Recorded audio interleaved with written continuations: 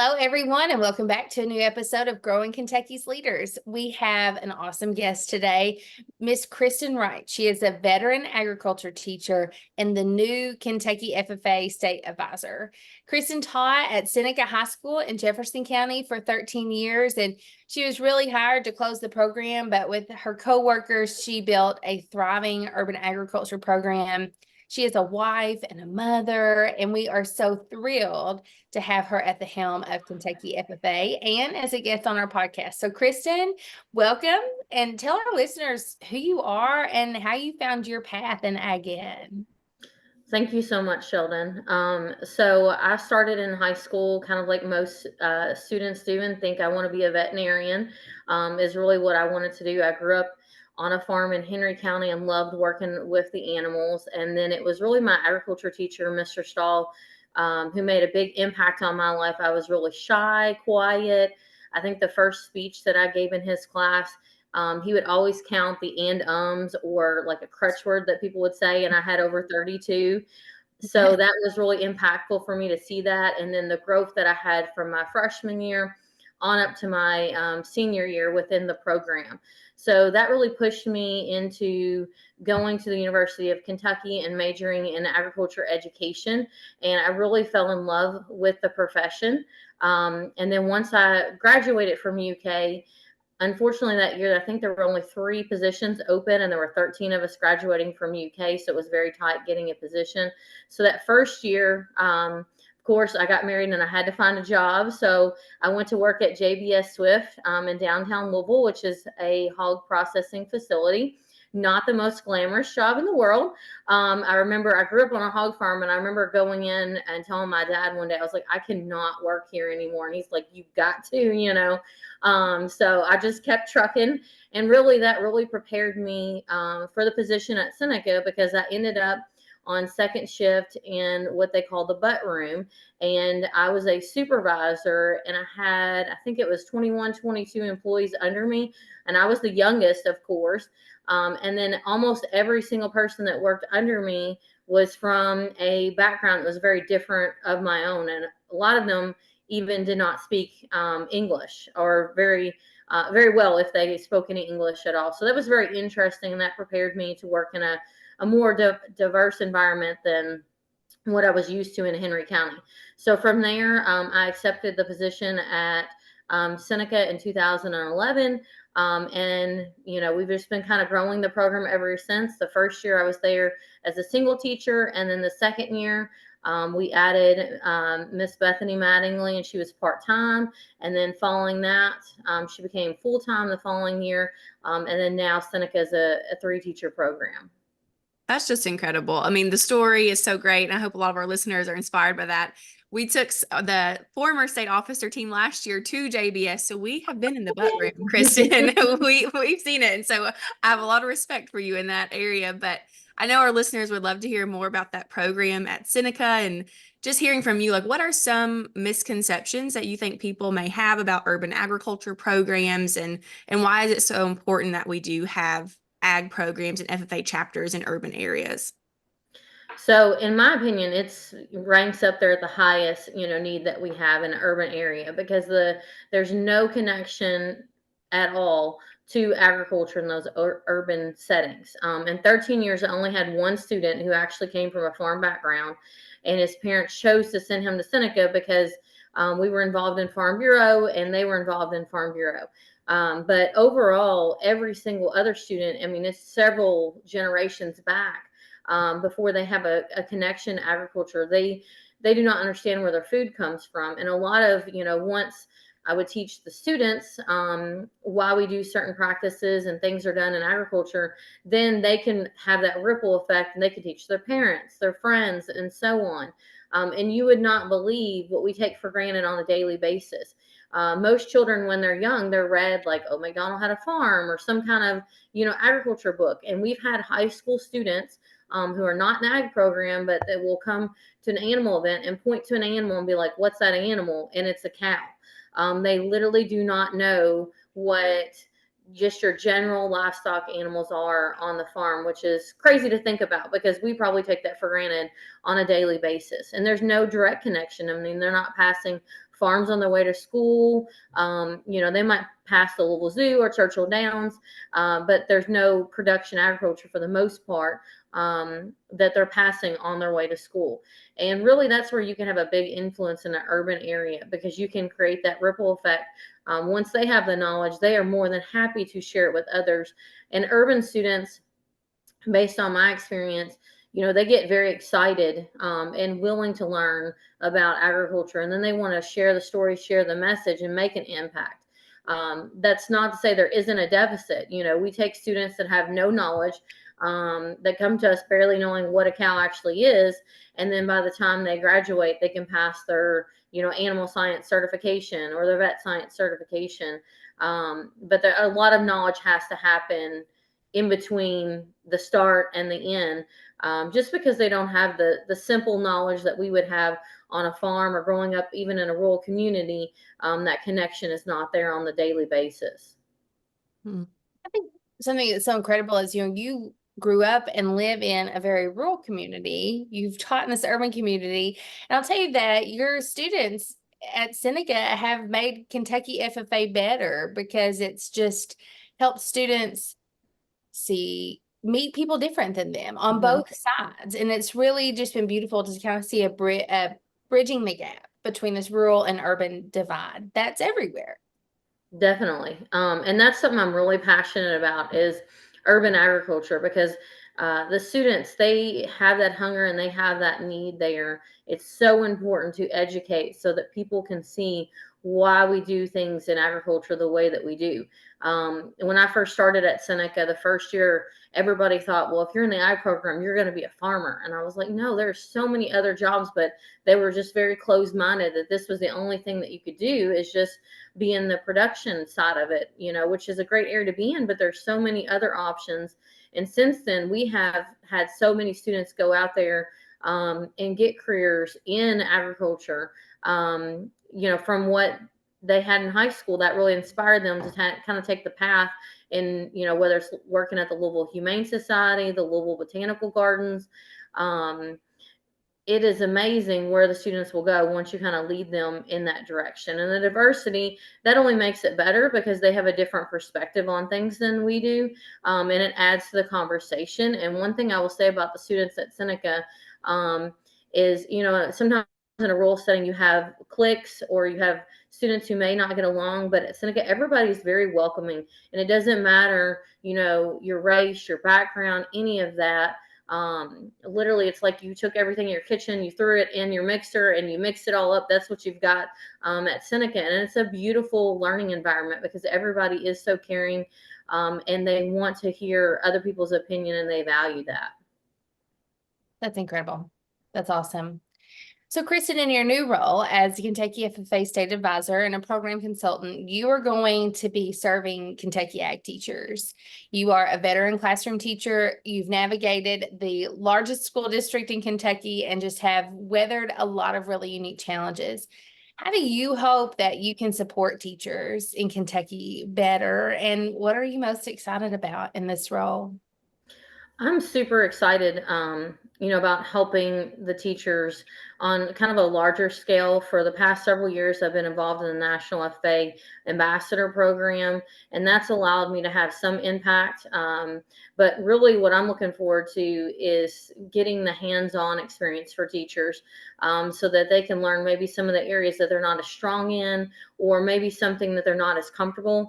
And one of the best PDs that I've attended in Kentucky was when I first started teaching. We did a lab where we had a dissection, and one of the companies came in and went through the dissection with us, and that really made me super confident. And now in my classroom, I do so many dissections, and I've had students come back and tell me at the college level they're not doing as many dissections, as what we did in the local high school classroom. So for me, that's been a huge draw for the program. Students crave those hands-on experiences, and then I've also been able to navigate the funding for that, because it gets pretty pricey, being able to do some of the hands-on experiences within the classroom. So I'm really looking forward to that. I'm looking forward to the industry tours that we've set up for this summer, to give teachers the opportunity to learn.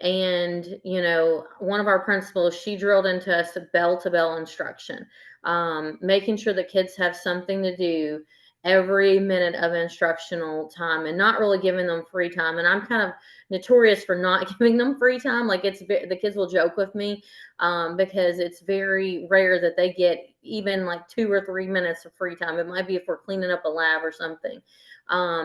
But having that bell to bell instruction where you're giving them quality instruction throughout the period and doing it in a way that really relates to students. I'm a very hands-on person.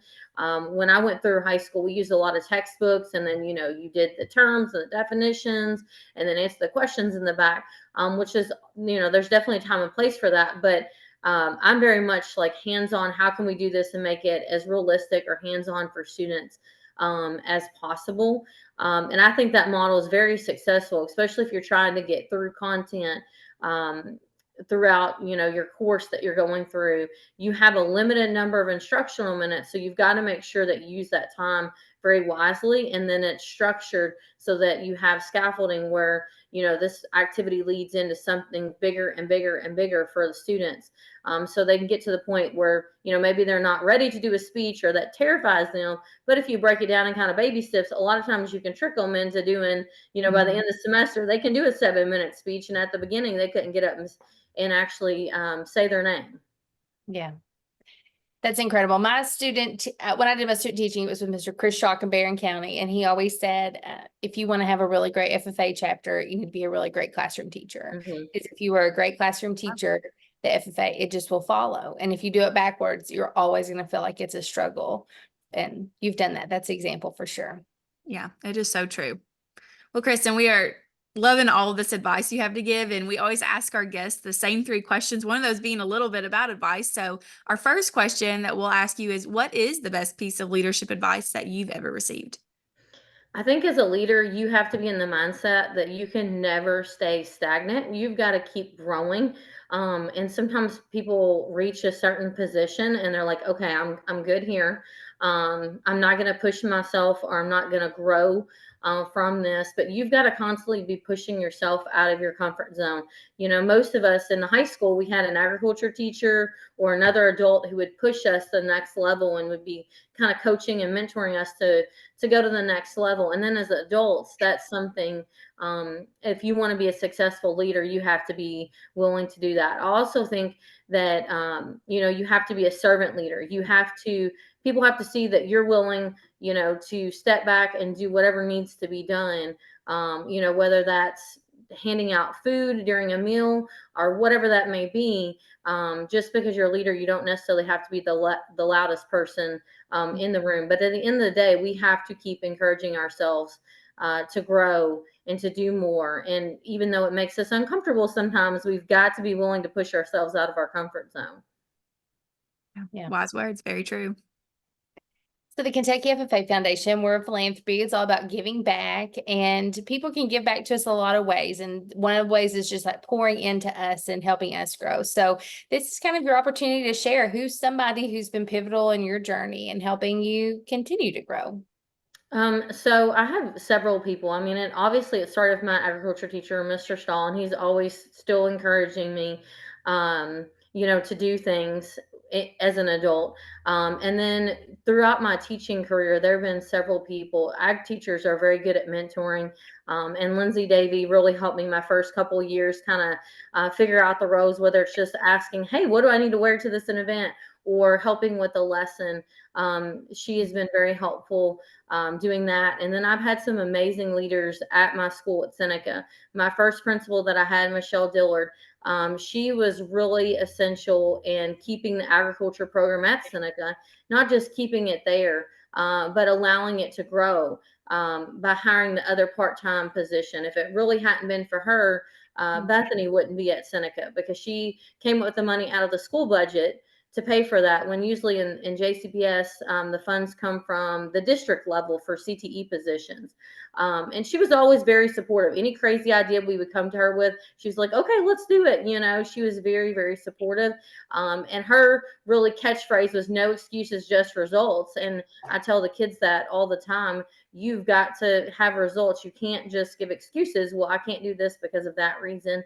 And that mentality, especially starting out as a first-year teacher, really impact me and influence me. And then we've also had some other great leaders within the building, Dr. Ellison and Miss Morales, who always encourage the development of the ag program, and then would encourage us as leaders, whether that would be to go to a case training for 2 weeks or to attend a certain professional development. They were very, very supportive of the professional growth of teachers at Seneca. That's great. Yeah, it is so impactful to have leadership like that in a school building, and so glad that you all got to experience that at Seneca. The last thing we always ask our guests on the podcast is just what's something you're loving right now that's helping you grow. We've talked a lot about growth on this episode so far. So what are you loving right now that's helping you grow? So right now I'm kind of doing 2 jobs, and going to state convention, as a state advisor, that's really helped me grow as a person. The first day I was kind of like, oh gosh, what did I get myself into? But I tend to do that with myself, whether that's signing up for a 2-week case training or whatever it may be. So that was really impactful. I pushed myself a lot out of my comfort zone and really grew from that. And then all the things that I'm doing with my new role are definitely pushing me out of my comfort zone. And then next week I'm taking 26 students to Ireland, Seneca students. So, as ag teachers, we take a lot of trips, but not like this will be my first international out of the U.S. with students. So I'm looking forward to that. A little bit nervous, and I'm kind of at the point like, okay, what did I get myself into? Even though we've been planning this for 2 years, but those experiences definitely help you grow. And so the next time you do something similar, it's like, okay, this is easy. I've got it. Because you have the previous knowledge there. So I'm loving all the new experiences, I guess, that I'm getting right now from both of my roles. Well, that's incredible, Kristan. And next time you plan an international trip, you can just plan to take us. Okay. That's incredible that you're doing that. And your students have been so lucky to have you at Seneca. And we are so lucky to have you at Kentucky FFA now. I just am so excited about what's ahead for you and for all of us with you at the helm. And so we just thank you for being a guest today. Thank you. I appreciate it. Yeah. And that's it, folks. Thank you for joining us for another episode of Growing Kentucky's Leaders. Growing Kentucky's Leaders is a podcast brought to you by the Kentucky FFA Foundation. Our music is performed by Bourbon County FFA member Joe Fritch. Artwork is by Julie Fritch Creative. Your hosts are Sheldon McKinney and Ruth Ann Fink, and you can find us on all social platforms at Kentucky FFA.